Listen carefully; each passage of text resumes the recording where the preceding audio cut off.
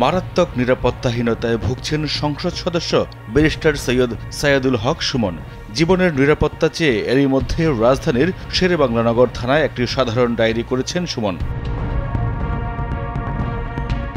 সামাজিক যোগাযোগ মাধ্যমে সরব এই জনপ্রতিনিধিকে হত্যা করতে চায় একটি মহল। গণমাধ্যমে এমন অভিযোগ করেছেন ব্যারিস্টার সুমন।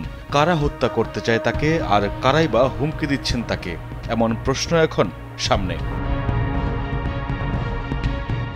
হবিগঞ্জ ৪ আসনের সংসদ সদস্য ব্যারিস্টার সৈয়দ সাইদুল হক সুমনকে চুনুরাগাড় থানার ওসির মাধ্যমে হত্যার হুমকি দিয়েছে একটি মহল। এই ঘটনায় চরম নিরাপত্তাহীনতায় ভুগছেন বলে জানান ব্যারিস্টার সুমন।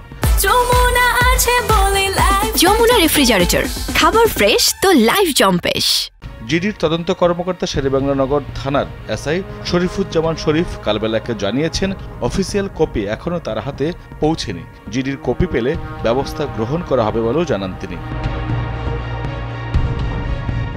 জিডিতে ব্যারিস্টার সুমন উল্লেখ করেছেন, গত ২৭ জুন ঢাকায় অবস্থানকালে রাত আনুমানিক ৮টার সময় তার নির্বাচনী এলাকার চুনুরুঘাট থানার ভারপ্রাপ্ত কর্মকর্তা তার সরকারি মোবাইল থেকে ব্যারিস্টার সুমনের হোয়াটসঅ্যাপে ফোন করে জানান, আপনাকে হত্যার জন্য অজ্ঞাতনামা একটি শক্তিশালী মহল গত ৩ দিন আগে ৪ থেকে ৫ জনের একটি টিম নিয়ে মাঠে নেমেছে।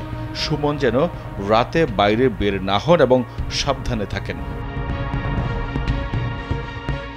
জিডিতে সুমন আরও উল্লেখ করেছেন, তখন তিনি ওসির কাছে অজ্ঞাতনামা ব্যক্তিদের পরিচয় জানতে চাইলে তিনি ওই ব্যক্তির পরিচয় জানাতে না পারলেও সাবধানে থাকার পরামর্শ দেন।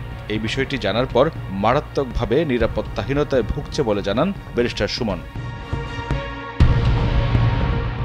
জিডির কপি সামাজিক যোগাযোগ মাধ্যমে শেয়ার করে সুমন লিখেছেন, ভয়টা মৃত্যুর নয়, ভয়টা তার এলাকার মানুষের জন্য। কি হবে যদি বেঁচে না থাকেন?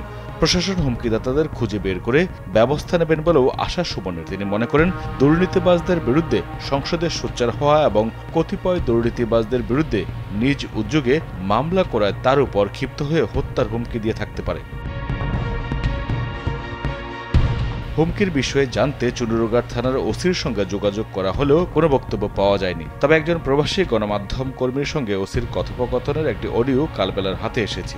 সেখানে ওসিকে বলতে শোনা যায়, একজন ফোন করে এমপি সুমনের সঙ্গে কথা বলিয়ে দিতে বলেন। ওসি বলেন, এটা তার কাজ নয়। হুমকিদাতা ব্যারিস্টার সুমনকে সরাসরি ফোন করে হুমকি না দিয়ে কেন চুনুরুঘাট থানার ওসির মাধ্যমে হুমকি দেবেন, এমন প্রশ্ন ঘুরছে সামাজিক যোগাযোগ মাধ্যমে।